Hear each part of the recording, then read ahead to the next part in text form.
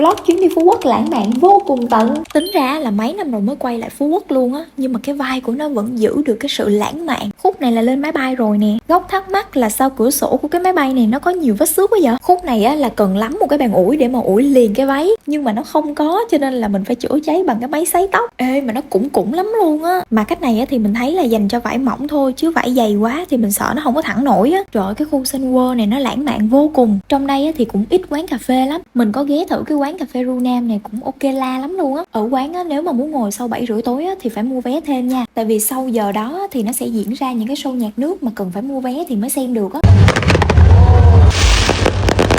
Mọi người nhớ đợi video phần 2 mình sẽ dẫn mọi người xuống thủy cung nha. Còn giờ thì mình sẽ để một vài thước phim ở cái khu Địa Trung Hải này cho mọi người xem.